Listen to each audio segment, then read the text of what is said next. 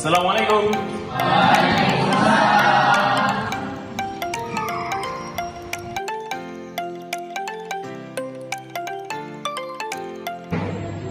Assalamualaikum warahmatullahi wabarakatuh. Waalaikumsalam warahmatullahi wabarakatuh. Ya, apa kabar kalian? Baik ya? Sehat. Oke, sebelum kegiatan pembelajaran pada hari ini kita mulai, mari kita awali dengan membaca doa. Silakan Mbak Nabila memimpin. Duduk siang berdoa mulai.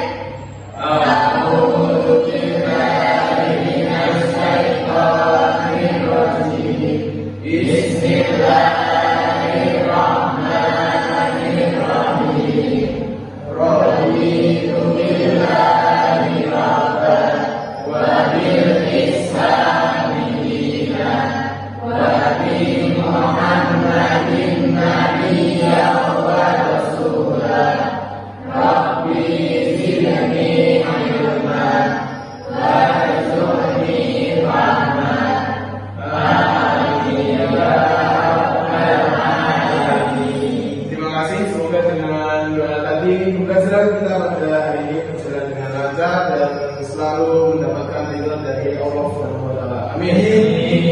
Oke, sebelum kita masuk ke materi, ya, seperti biasa akan saya presensi dulu satu persatu. Ya, siapa tahu ada yang ada yang hilang. Oke, Adinda Wijaya, mana ya Mbak Adinda ya? Sakit Pak. Sakit. Ya, semoga lekas sehat ya. Ali Pratama bisa buka. Ana Nenati, Aprilia Yahya, Alinda, oke, Asli Nisi. Ya, oke. Pada pertemuan yang lalu kemarin itu kita sudah membahas tentang bagaimana latar belakang munculnya gerakan taksis atau gerakan pembaruan dalam Islam. Nah, ada beberapa hal yang latar belakang munculnya gerakan taksis. Itu yang pertama, itu mereka berpikir dan konsep-konsep tradisional lebih berkembang dibandingkan konsep berpikir kritis. Terus kemudian ada perpecahan di kalangan umat Islam, tentunya kalian masih ingat ya. Terus kemudian berikutnya itu munculnya kesadaran para ulama, para intelektual Islam itu, mana ada ajaran asing dalam tanda kutip ini dia masuk dalam Islam. Ya, misalnya apa itu? Ada bid'ah, khurafat, takhayul. Nah, terus kemudian munculnya gerakan tasdid ini juga tidak bisa dilepaskan dari persentuhan antara dunia Islam dengan Barat. Nah, itu tentu saja mempengaruhi alam pikiran para intelektual ini ya, sehingga nantinya dari persentuhan itu mendorong mereka untuk bangkit dan mengejar ketinggalan seperti itu. Oke, nah ini kita sebelum masuk ke materi yang baru itu kita yang bahas ini sebentar ya. Nah, berikutnya ini sebagai pertanyaan pemantik untuk masuk ke materi baru, yaitu tentang munculnya gerakan tasdid. Bagaimana gerakan tasdid itu muncul? Mas Iksan, silakan. Jadi saya akan menjawab pertanyaan yang ada di sana, yaitu bagaimana gerakan tasdid itu muncul. Gerakan tasdid muncul sebagai respon terhadap perubahan sosial, politik, dan budaya Islam masyarakat Islam. Biasanya gerakan ini menekankan pembaruan atau pembaharuan dalam pemahaman dan praktik agama. Salah satu contoh signifikan gerakan tasdid adalah munculnya tokoh-tokoh seperti Muhammad Abdul Wahab pada abad ke-18 yang mempromosikan kembali prinsip-prinsip tauhid atau keesaan dalam Islam. Gerakan tasdid dapat muncul sebagai upaya untuk mengatasi perubahan zaman, ketidaksesuaian antara ajaran Islam dan praktik masyarakat, atau sebagai usaha untuk menghadapi tantangan eksternal. Faktor-faktor ini bersama-sama mendorong munculnya gerakan tasdid dengan berbagai bentuknya di berbagai periode sejarah Islam.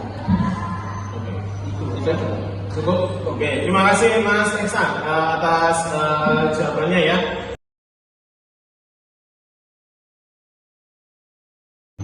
Oke, tadi sudah diungkapkan oleh Mas Ihsan terkait dengan bagaimana munculnya gerakan tasbih. Nah, selanjutnya kita akan membahas sedikit tentang munculnya gerakan tasbih. Nah, sebenarnya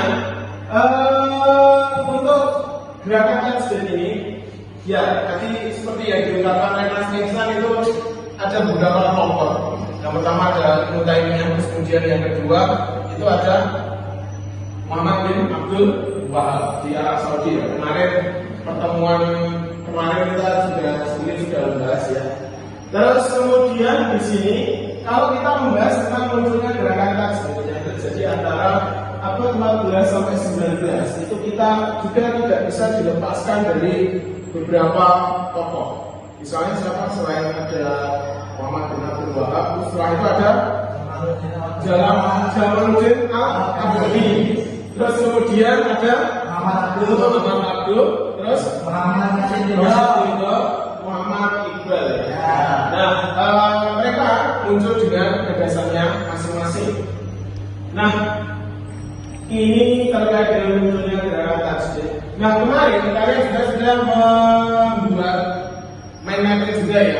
Nah, pada kesempatan kali ini kita sekaligus akan mencoba mengulik permasalahan tentang kemunculan gerakan tasbih ini. Nah, nanti sekaligus kita akan membuat tugas. Kalian akan mengerjakan tugas ya, sekaligus belajar, sekaligus kita ngambil nilai.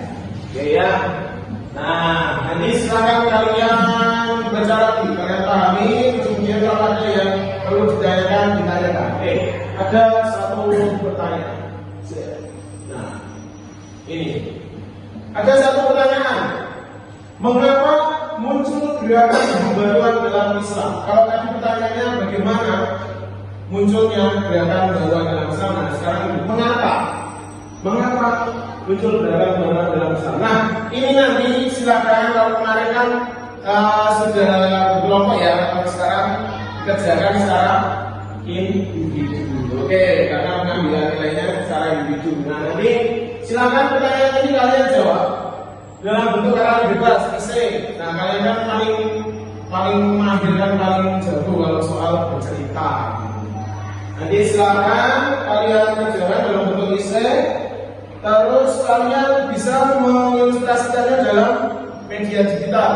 Boleh di Canva kalian, boleh ya PowerPoint yang kalian punya di ponsel itu atau apapun lah, yang penting berbasis digital. Nah, tetapi apa?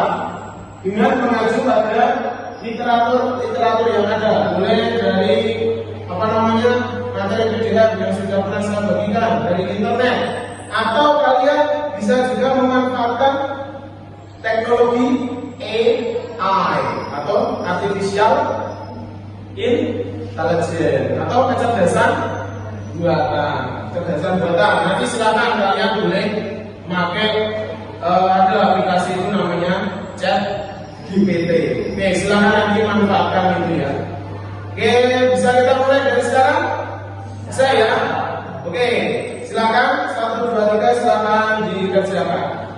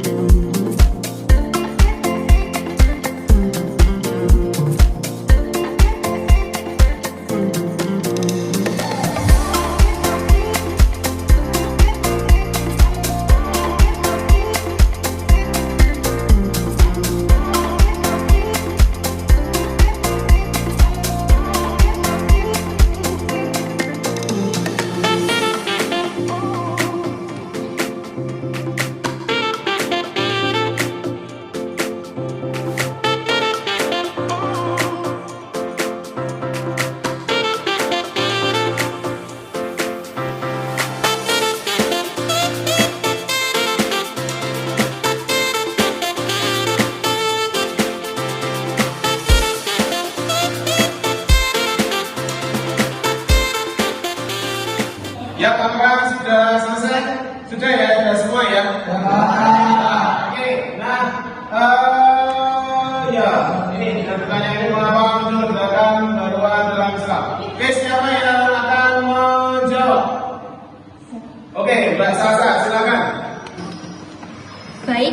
Gerakan tajdid itu muncul dari kesadaran para ulama karena banyaknya ajaran asing yang masuk ke dalam ajaran Islam, dan ajaran tersebut itu bertentangan dengan semangat ajaran Islam seperti bid'ah, tahayul, dan khurafat.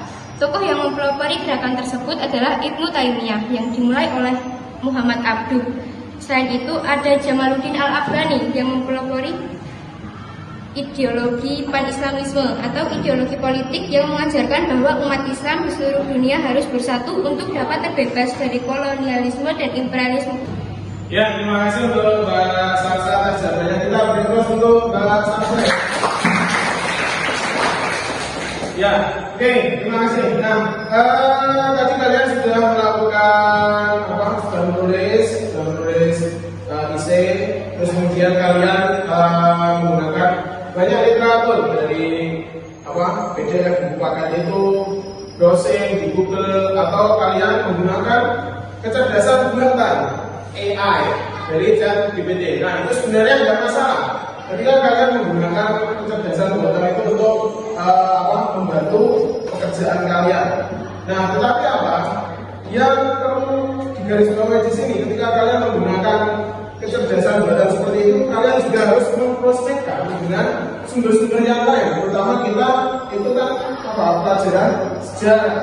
Sejarah itu kan terkait dengan sumber-sumber. Nah, itu alangkah lebih baiknya ketika nanti kalian mengerjakan, membuat essay dan lain sebagainya, itu kalian memprospekkannya dengan sumber-sumber yang lain. Seperti itu ya. Oke, sampai di sini apakah ada pertanyaan sebelum kita akhiri tema kemunduran Islam dan munculnya gerakan tajdid? Apakah ada pertanyaan? Tidak ada. Berarti kalian sudah paham. Terus ini nanti akan saya ambil nilainya seperti itu. Terus kemudian pada pertemuan yang akan datang kita sudah ganti tema. Kita akan membahas tentang biografi dan pemikiran tokoh-tokoh gerakan pembaruan dalam Islam. Oke, ada satu hal di sini yang harus kalian ketahui, yang harus kalian pahami terkait dengan bahasan kita di tema yang sudah kita bahas, yang sudah kita lalui. Apa itu? Bahwa kita sebagai umat Islam itu harus selalu berpikir. Sebagai umat Islam kita itu harus selalu berpikir. Ya, manusia itu harus selalu berpikir. Karena apa? Karena permasalahan itu pasti selalu ada dan itu harus kita hadapi, harus kita pecahkan. Oke, itu ada poin yang harus kita ambil pada tema ini.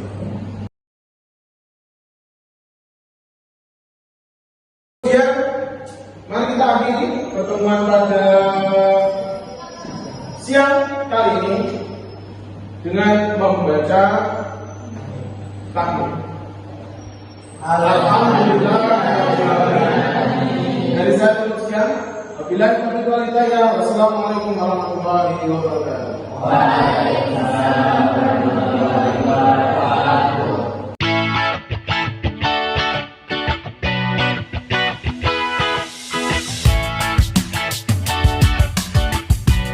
Oke, assalamualaikum warahmatullahi wabarakatuh. Waalaikumsalam warahmatullahi wabarakatuh.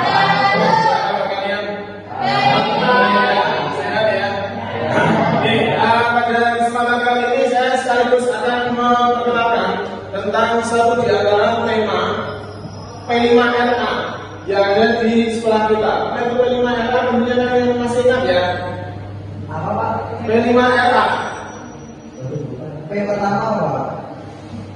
Proyek penguatan profil pelajar Pancasila Rahmatanil Alamin. Satu di antaranya adalah bangunlah jiwa raganya. Nah, kenapa kita mengambil itu? Nah, ini ada kaitannya dengan topik kita, materi kita, tema kita di kelas 9 di semester 6. Ini yaitu tentang penjajahan bangsa Barat atas Islam. Nah, ada kaitannya. Nah, ini nanti kalian bakal tak kasih satu proyek, satu pekerjaan, itu membuat unggahan berupa poster flyer digital ya tentunya ya, yang berisi tentang kampanye anti bullying atau perundungan. Nah, tentunya kalian sudah familiar ya apa itu bullying. Kenapa kok bullying itu perlu ditekan, perlu dihapuskan, terutama di lingkungan kita di sekolah. Nah, ini yang kedua. Mengapa kok bullying itu harus ditekan? Harus tidak ada di sekolah. Perundungan adalah salah satu perilaku ini yang tidak menyenangkan dari secara verbal, perkataan, fisik ataupun sosial, dunia nyata maupun dunia maya. Ya, beberapa kasus perundungan akan berbanding lurus dengan tindak kekerasan, dan tentunya kalian mungkin pernah menjadi pelaku atau bahkan jadi korban. Nah, itu dia. Sementara apa? Perundungan itu adalah satu tindakan yang hampir sama dengan penjajahan. Apa yang dijajah? Rasa, mental, emosi, dan pokoknya kacau.